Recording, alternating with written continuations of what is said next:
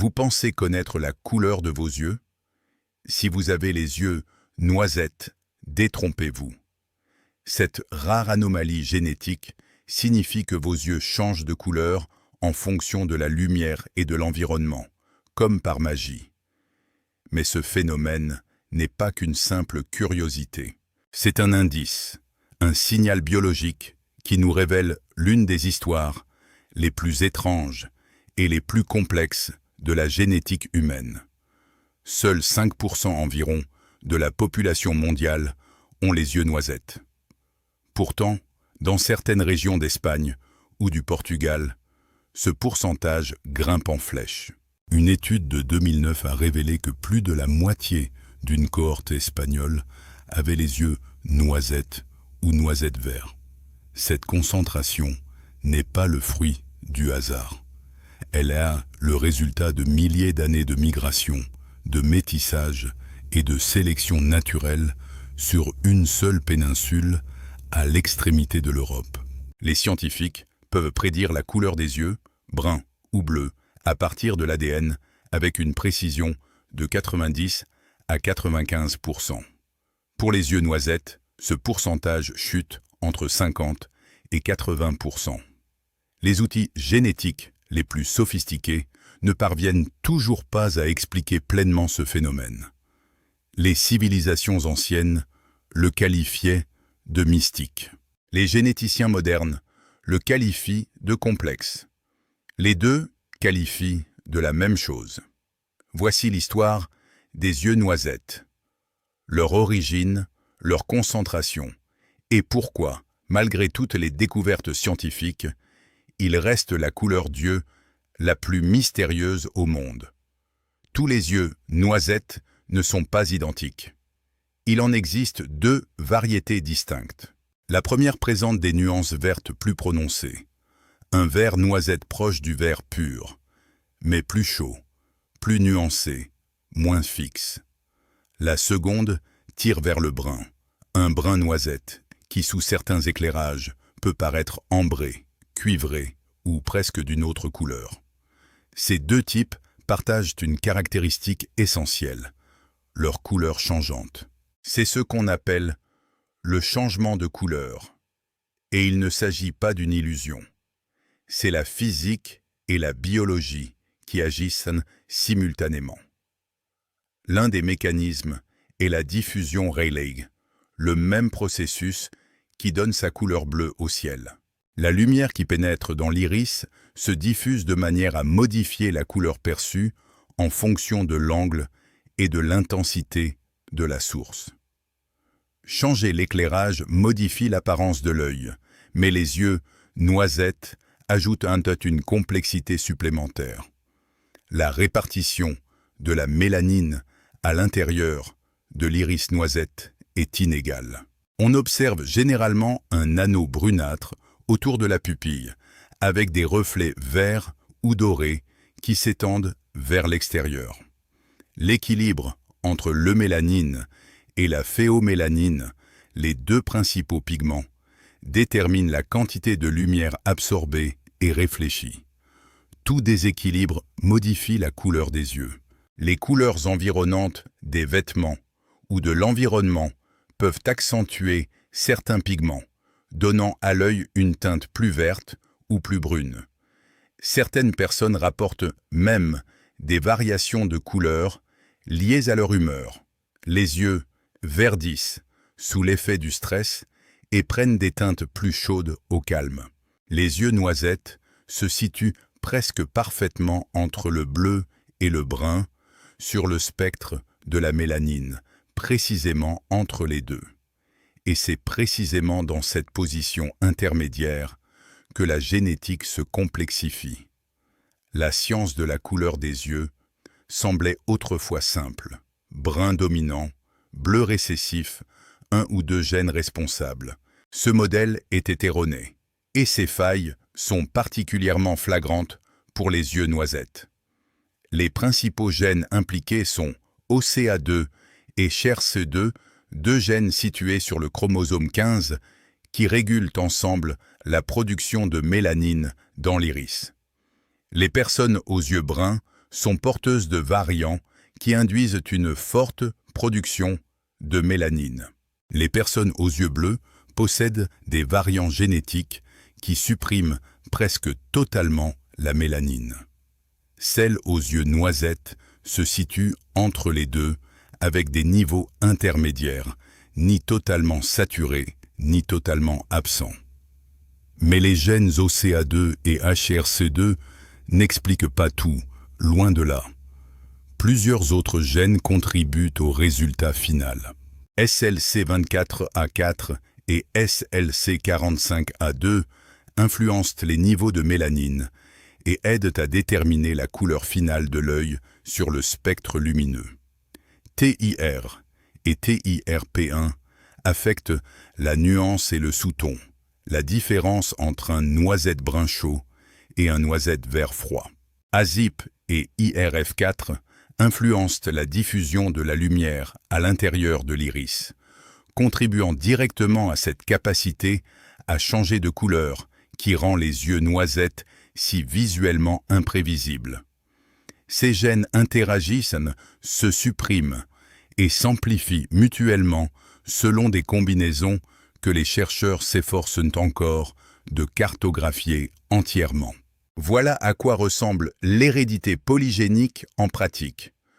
Ce n'est pas un seul gène qui prend une seule décision, mais un réseau de facteurs génétiques qui produit un résultat difficile à prédire avec précision.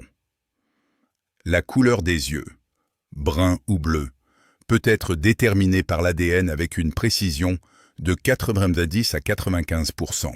Pour les yeux noisettes, ce chiffre tombe entre 50 et 80%. Les civilisations anciennes pressentaient une véritable énigme à ce sujet. La science le confirme aujourd'hui. Les yeux noisettes restent en partie imprévisibles, car en partie inexplicables. Les yeux bruns sont la couleur originelle. C'est un fait établi. Homo sapiens est apparu avec les yeux bruns. La forte concentration de mélanine protégeant l'iris dans les environnements équatoriaux où le rayonnement UV était intense. Pendant la majeure partie de la préhistoire humaine, il n'y avait pas d'autre choix. Le brun n'était pas une couleur, c'était la couleur par défaut. Les yeux bleus sont apparus bien plus récemment, mais plus tôt que ce que l'on imagine généralement. Une étude de 2008 estimait initialement que les yeux bleus étaient apparus il y a entre 6000 et 10 000 ans. Des recherches ultérieures ont considérablement repoussé cette échéance. Certains chercheurs avancent que la mutation pourrait être apparue il y a 42 000 ans. Ce qui est confirmé, c'est une étude de 2016 identifiant des mutations liées aux yeux bleus dans la région ERK2, chez des restes squelettiques anciens du Caucase et d'Italie. Les individus ayant vécu il y a entre 13 000 et 14 000 ans avaient déjà les yeux bleus en Europe, bien avant l'arrivée des premiers agriculteurs. Ce détail est important en raison de ce qui s'est passé ensuite. Les chasseurs-cueilleurs occidentaux qui ont parcouru l'Europe pendant des millénaires avaient été majoritairement les yeux bleus. Les premiers agriculteurs européens venus d'Anatolie il y a environ 8000 à 6000 ans avaient quant à eux les yeux bruns.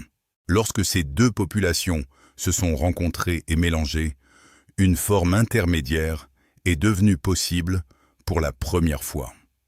C'est très probablement à cette intersection que les yeux noisettes sont apparus pour la première fois en nombre significatif.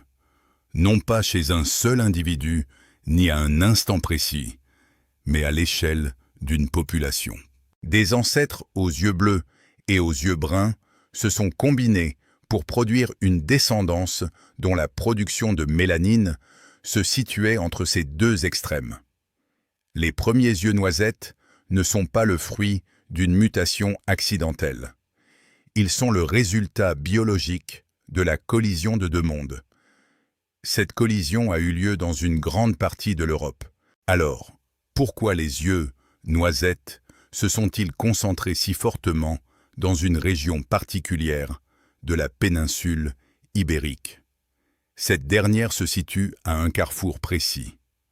Les populations d'Europe du Nord, en migrant vers le sud, ont apporté l'héritage génétique des yeux bleus des chasseurs-cueilleurs occidentaux, puis des peuples des steppes. Les populations d'Afrique du Nord, en traversant le détroit qui sépare les continents vers le nord, ont apporté l'ascendance aux yeux bruns, dominante dans cette région. La péninsule ibérique a absorbé les deux, non pas en une seule fois, mais au cours de plusieurs vagues migratoires s'étalant sur des milliers d'années. Le climat a probablement joué un rôle déterminant. Les yeux noisettes sont plus fréquents dans les zones tempérées où des niveaux modérés de mélanine présentent un avantage pratique. Trop au nord, la sélection naturelle favorise les yeux clairs. Trop au sud, une forte concentration de mélanine devient essentielle. La péninsule ibérique se situe à la frontière de ces deux extrêmes, occupant une zone intermédiaire où une pigmentation intermédiaire est non seulement génétiquement possible, mais aussi cohérente avec l'environnement. Vient ensuite la période d'Al-Andalus. Entre 711 et 1492, la domination musulmane a entraîné un flux génétique important et soutenu d'Afrique du Nord vers la péninsule ibérique. Il ne s'agissait pas d'un contact bref. Près de 8 siècles de migration de population se sont concentrés dans une région déjà génétiquement diversifiée. Le sud de la péninsule ibérique a profondément intégré ces gènes, créant ainsi un environnement propice au métissage bleu-brun, où les yeux noisettes prolifèrent. La sélection sexuelle a probablement amplifié ce phénomène. Une couleur d'yeux changeante et visuellement saisissante, à la croisée de multiples lignées ancestrales, n'aurait eu aucun mal à se faire remarquer. La péninsule ibérique n'a pas inventé les yeux noisettes. Elle a simplement créé les conditions idéales pour leur développement. Une étude marquante, portant sur 271 ibères de l'Antiquité, a retracé ces conditions sur 8000 ans, révélant une région qui n'a jamais cessé d'intégrer de nouveaux gènes. Cette période commence vers 5500 avant notre ère, avec l'arrivée des premiers agriculteurs venus d'Anatolie, porteurs de gènes aux yeux bruns, qui se sont superposés aux populations de chasseurs-cueilleurs aux yeux plus clairs déjà présentes. Puis vint l'âge du bronze, avec le bouleversement génétique le plus spectaculaire jamais connu en Ibérie. Entre 2200 et 900 avant notre ère, environ 40% de l'ascendance ibérique fut remplacée par des groupes venus des steppes de la région pontique caspienne. Les haplogroupes d'ADN IALI qui dominaient la péninsule ibérique, tels que I2, G2 et H, furent eux presque entièrement supplantés par R1b M269. Tout porte à croire que cette migration fut majoritairement masculine, accélérant le remplacement des haplogroupes tout en laissant les lignées maternelles plus métissées. La période romaine, grâce à une mobilité accrue en Méditerranée, déplaça la génétique ibérique vers l'est en direction des Italiens et des Grecs actuels. L'ascendance nord-africaine s'implanta plus fortement à cette époque, en partie par le biais des réseaux commerciaux romains, et en partie par la présence phénicienne et punique antérieure. Les Wisigoths suivirent, mais laissèrent une empreinte génétique relativement superficielle. Puis vint Al-Andalus. Près de 8 siècles de flux génétiques nord-africains concentrés créèrent la couche de métissage la plus profonde jamais accumulée dans la péninsule. Chaque vague a laissé des traces. La péninsule ibérique ne s'est jamais complètement débarrassée de son patrimoine génétique antérieur. Elle s'est intégrée à notre patrimoine génétique. Ces couches sont encore lisibles aujourd'hui comme des marqueurs vivants dans l'ADN des ibères modernes. Du côté paternel, l'aplogroupe R1b est dominant. Entre 60 et 70% des hommes ibériques sont porteurs de cet haplogroupe, le sous-clade R1b DF27 étant particulièrement fréquent en Espagne et au Portugal. C'est l'écho direct de la migration des steppes à l'âge du bronze, cette vague qui a profondément remodelé l'ADN ibérique au point que les haplogroupes plus anciens ont quasiment disparu. Les populations des steppes portaient des ancêtres à la pigmentation plus claire, renforçant ainsi l'apport génétique aux yeux bleus déjà présent chez les chasseurs-cueilleurs occidentaux. L'influence nord-africaine persiste. Des branches de l'aplogroupe E1B1B, notamment EM81 et EV13, apparaissent chez environ 5 à 15% des hommes ibériques actuels. L'aplogroupe J, JO1 et J2 représente quant à lui 5 à 10%, reflétant les influences phéniciennes, puniques, romaines et levantines. Ces lignées portent l'ascendance aux yeux bruns, qui s'est rencontrée et mêlée aux populations aux yeux clairs déjà établies dans la péninsule. L'héritage maternel confirme cette tendance. L'aplogroupe H domine 40 à 50%, avec une prédominance des haplogroupes H1 et H3, témoignant de profondes racines mésolithiques et néolithiques européennes. L'aplogroupe U5 remonte aux anciens chasseurs-cueilleurs. L'aplogroupe U6 est directement lié aux populations berbères d'Afrique du Nord. Tous deux appartiennent au même patrimoine génétique ibérique moderne. Voilà à quoi ressemble la couleur des yeux noisettes à l'échelle d'une population. Non pas une seule ascendance, ni deux, mais de multiples flux migratoires convergeant vers une seule péninsule et produisant une couleur que la science ne peut toujours pas expliquer pleinement. Voilà de quoi remettre en question quiconque pense que la génétique a résolu tous les problèmes de la biologie humaine. La couleur des yeux noisettes reste encore mal comprise. Non pas partiellement mal comprise, mais mal comprise, au cœur même du caractère, et non à ses limites. Ce problème de prédiction révèle une réalité biologique fondamentale. Les yeux bruns et bleus diffèrent principalement par un unique locus génétique bien connu.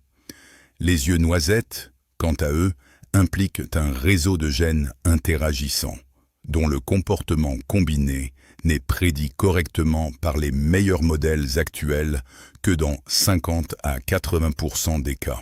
Pour un domaine capable de reconstituer les migrations de populations anciennes à partir de fragments d'os, ce chiffre est frappant.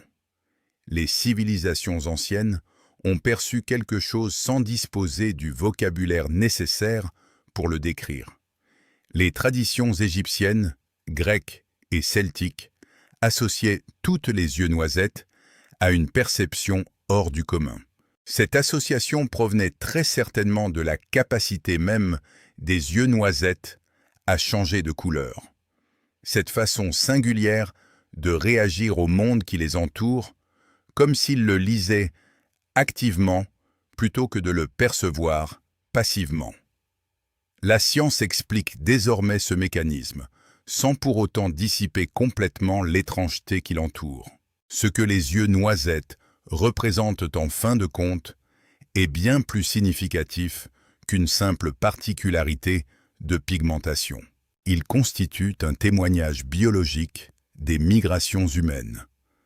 À chaque fois que deux populations aux ancêtres, aux yeux de couleurs différentes, se sont mélangées, les conditions propices à l'apparition des yeux noisettes se sont améliorées. Des chasseurs-cueilleurs occidentaux rencontrant les premiers agriculteurs européens, des migrants des steppes s'installant dans une péninsule déjà stratifiée, des populations nord-africaines traversant la péninsule ibérique au cours de 8 siècles de contacts continus. Chaque rencontre a laissé une trace génétique et les yeux noisettes figurent parmi les expressions les plus visibles de cette trace, présentes aujourd'hui encore sur la planète. Nous savons d'où ils viennent. Nous savons pourquoi ils se sont concentrés à certains endroits. Nous ne savons pas encore précisément comment les prédire. Cet écart entre ce que l'histoire révèle et ce que la génétique ne peut pas encore résoudre, avec certitude, fait des yeux noisettes le trait le plus mystérieux de la biologie humaine. 5% de la population mondiale possède cette particularité. Une couleur qui change avec la lumière, réagit à l'humeur et à l'environnement, et se situe à un carrefour génétique que la science ne parvient pas encore à cartographier entièrement. C'est déjà remarquable en soi, mais l'histoire plus profonde réside dans la véritable nature des yeux noisettes. Ils constituent une archive. Chaque personne aux yeux noisettes porte en elle la trace biologique des populations qui se sont rencontrées, mélangées et ont migré au cours de milliers d'années d'histoire humaine. Les chasseurs-cueilleurs dont les descendants aux yeux bleus se sont heurtés aux agriculteurs, aux yeux bruns, à l'aube du néolithique. Les migrants des steppes qui ont remodelé l'ADN de toute une péninsule en une seule vague à l'âge du bronze. Les populations nord-africaines qui ont traversé la péninsule ibérique et s'y sont installées pendant 8 siècles, intégrant leurs ancêtres à tout ce qui s'y trouvait déjà. Aucun de ces peuples ne savait qu'ils construisaient quelque chose. Ils vivaient, se déplaçaient, survivaient, se reproduisaient, mais le résultat de tous ces mouvements est visible aujourd'hui dans les yeux d'environ 1 personne sur 20 sur Terre, plus particulièrement là où les strates génétiques se sont accumulées. La prochaine fois que vous verrez un œil noisette passer du vert à l'or selon la lumière, comprenez ce que vous voyez réellement. Vous voyez des milliers d'années de migrations humaines exprimées par la couleur. Vous voyez la trace biologique d'un carrefour qui n'a jamais cessé d'absorber le monde qui l'entourait. Ce mystère n'est pas une faille scientifique. Il est une caractéristique de l'histoire, et cette histoire est encore bien vivante.